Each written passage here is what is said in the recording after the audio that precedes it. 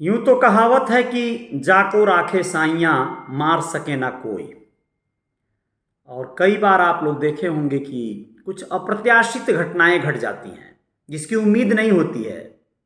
आप सोच कर देखिए कि किसी व्यक्ति को, किसी महिला को, किसी भी ऐसे शख्स के बारे में सबके मन में एक बात चल जाए कि अब ये दुनिया में नहीं रहे, मर गए। उनकी अर्थी सज रही हो और अचानक से पता चले कि ये तो जीवित हैं, कैसा लगेगा। मतलब एक अलग ही बात है ना ये। नमस्कार, अजय साहनी स्टार हूँ, रियल रिपोर्टर न्यूज आपका पेज है, आपका स्वागत करता हूँ।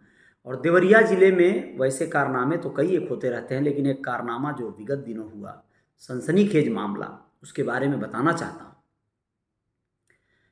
जिस महिला के अंतिम संस्कार की तैयारी हो रही थी, वह महिला जीवित निकली। महिला के जीवित होने की सूचना पर क्षेत्र में तरह तरह की चर्चाएं हैं। दोस्तों, महुआडीह थाना क्षेत्र के बेलवा बाजार निवासी मीना देवी 56 साल की थी। कन्हैया, जो उनके पति का नाम है, सांस की बीमारी से पीड़ित हैं। बीते सोमवार को उसकी तबीयत खराब हो गई। मतलब सांस की बीमारी से वो महिला पीड़ित हैं, ठीक है। कन्हैया उनके पति का नाम है। परिजन उसे लेकर प्राथमिक स्वास्थ्य केंद्र महुआडीह पहुंचे। डॉक्टरों ने प्राथमिक उपचार के बाद उसे बाबू मोहन सिंह जिला अस्पताल के लिए रेफर कर दिया। यहां पहुंचने पर डॉक्टरों ने उपचार शुरू कर दिया जिला अस्पताल पर। हालत गंभीर होने पर बीआरडी मेडिकल कॉलेज गोरखपुर के लिए भेज दिया गया।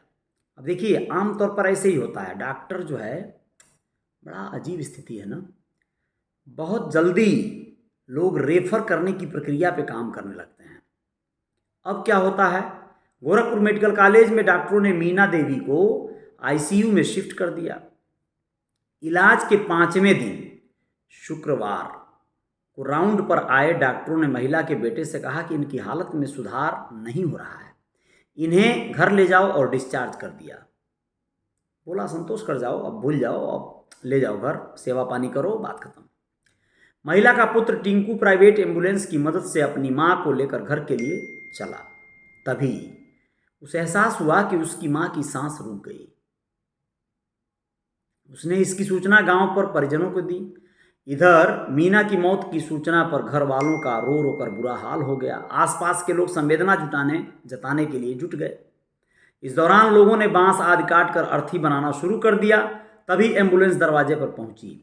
लोगों ने जब महिला को उतारा तो महिला जीवित निकली। महुआडीह थाना प्रभारी डॉक्टर महेंद्र कुमार ने बताया कि अधेड़ महिला की अंतिम संस्कार की परिजन तैयारी कर रहे थे, जबकि महिला जीवित लौटी। सोचिए, अगर वो सदमे में, बेहोशी में, कोमा में, किसी भी हालत में चली जाती, ऐसे न जाने कितने लोगों के साथ होता होगा ना।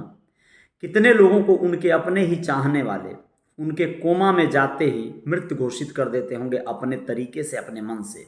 और उन्हें सोचिए क्या मतलब कहा जाए, ऐसा बिल्कुल भी न करें, ऐसी भ्रांतियां बिल्कुल भी न फैलाएं, ऐसे जागरूकता पूर्ण कार्य करें जब तक तस्दीक न हो जाए कि सचमुच में किसी जानकार सटीक लोगों से यह नहीं निष्कर्ष निकाल लें कि मृत हो चुका है शरीर, तब तक आप ये अनाउंस न करें, अपने मन से न चलाएं। नाड़ी और तमाम तरह के परीक्षण जांच के बाद ही इस तरह की घोषणाएं करनी चाहिए। चलिए, इससे आप लोगों को जागरूक रहना ज़रूरी है, आप लोगों को बिल्कुल सचेत रहना होगा।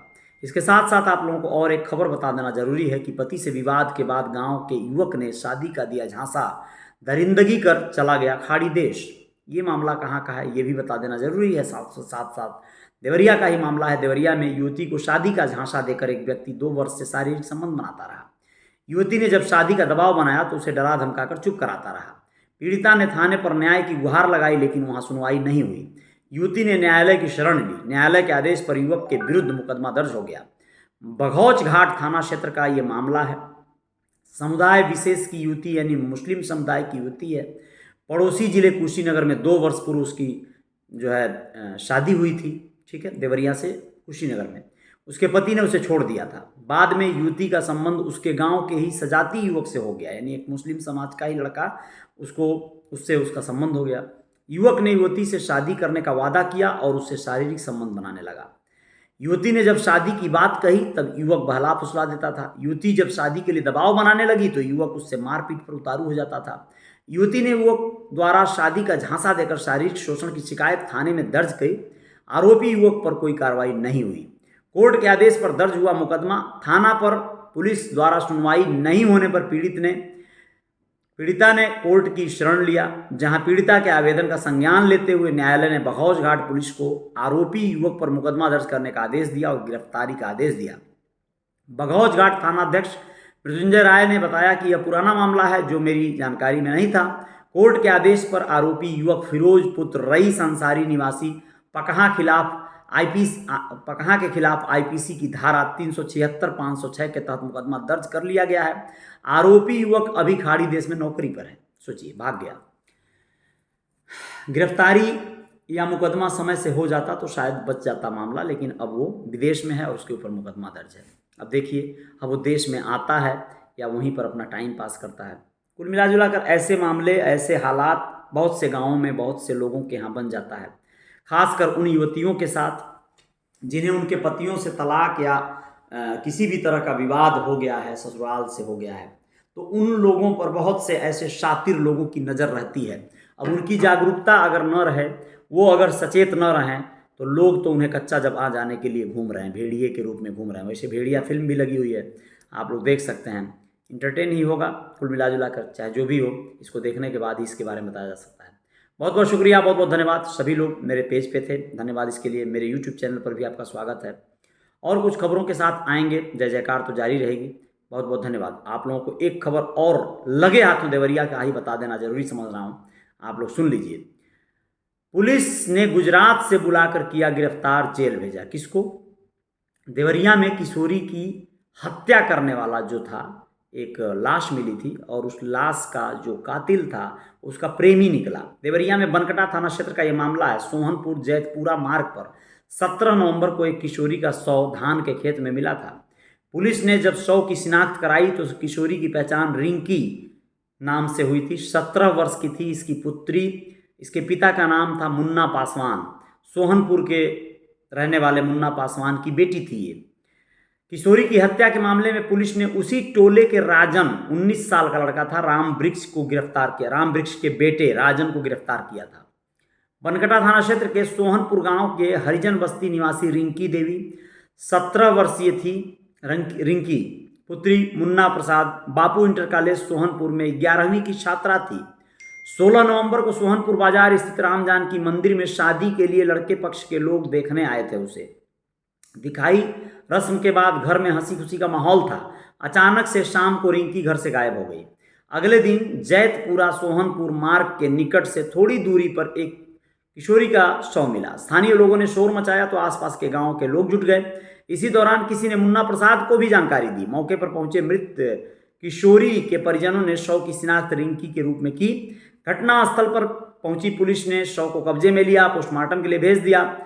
थानाध्यक्ष इंस्पेक्टर बरजोर सिंह ने बताया कि राजन पुत्र रामवृक्ष किशोरी से प्रेम संबंध में था। किशोरी की शादी अन्यत्र तय होने से नाराज था। किशोरी को मिलने के लिए बुलाया, जहां किन्हीं परिस्थितियों में उसने गला दबाकर उसकी हत्या कर दी। उसके बाद वो अपने भाई के पास गुजरात भाग गया था। वहां से उसे बुलाकर गिरफ्तार कर लिया गया है। बहुत अलग जो है मतलब ये मैटर है, लेकिन ये समझ लीजिए कि इस तरह की वारदातें समाज में होती ही रहेंगी अगर जागरूकता किशोरियों में नहीं होगी, लड़कियों में नहीं होगी। तो एक और खबर आप लोगों को देवरिया की बता देना जरूरी समझते हैं। तरकुलवा थाना क्षेत्र की मामला है ये। कोर्ट के आदेश पर एक प्राइवेट शिक्षक के खिलाफ दुष्कर्म का मामला SC/ST एक्ट के और पॉक्सो एक्ट के तहत दर्ज किया गया है। इस मामले में अभियुक्त शिक्षक की गिरफ्तारी के लिए पुलिस दबीज दे रही है। गिरफ्तार नहीं हुआ है वो। कुशीनगर जिले की निवासी एक छात्रा देवरिया जिले के तरकुलवा थाना क्षेत्र के एक गांव में अपने रिश्तेदारी में रहकर पढ़ाई करती थी। छात्रा उसी गांव में एक प्राइवेट स्कूल के अध्यापक के घर ट्यूशन पढ़ने जाती थी। मौका पाकर अध्यापक ने सुनसान घर में ले जाकर उसके साथ दुष्कर्म किया। पीड़ित छात्रा ने घर जाकर अपने रिश्तेदारों से यह बात बताई। रिश्तेदारों द्वारा इस बाबत पूछने पर शिक्षक मारपीट पर उतारू हो गया। इसके बाद पीड़िता के रिश्तेदार तरकुलवा थाना क्षेत्र पहुंचकर तहरीर दिए, लेकिन पुलिस ने दर्ज करने से इनकार कर लिया। थक हार कर पीड़ित पक्ष ने न्यायालय का दरवाजा खटखटाया। जहां से कोर्ट ने आरोपी प्राइवेट अध्यापक मनदीप यादव पुत्र रतन यादव के खिलाफ दुष्कर्म, पाक्सो एक्ट और SC/ST का मुकदमा दर्ज करने का आदेश दिया। बीती रात तरकुलवा पुलिस ने न्यायालय के आदेश पर मुकदमा दर्ज कर गिरफ्तारी के प्रयास में जुट गई, जबकि वो फरार हो गया है। इस संबंध में क्षेत्राधिकारी श्रेयस त्रिपाठी ने बताया कि कोर्ट के आदेश पर आरोपी प्राइवेट अध्यापक के खिलाफ मुकदमा दर्ज किया गया है। बहुत जल्द उसे गिरफ्तार कर लिया जाएगा। कहाँ कहाँ कर लो गिरफ्तार। यही समस्याएं हैं। बहुत सारी जागरूकता और बहुत सारी संवेदनाएं नहीं रहेंगी तो समाज में ये अपराध बढ़ते रहेंगे। आप लोग अपना ख्याल रखिएगा, अपने बच्चों का भी ध्यान रखिएगा। रिश्तेदारियों में लड़कियों को छोड़कर पढ़ाने वाले लोगों से मेरी ये गुजारिश है कि बहुत दुखद पहलू होता है ये। लड़कियों का शोषण आमतौर पर स्वाभाविक है, नहीं शोषण होगा तो किसी न किसी के बहकावे में आकर, प्रेम प्रसंग में पड़कर उनका जो मानसिक यातना होगी उससे वो नहीं बच पाएंगी। बहुत बहुत शुक्रिया।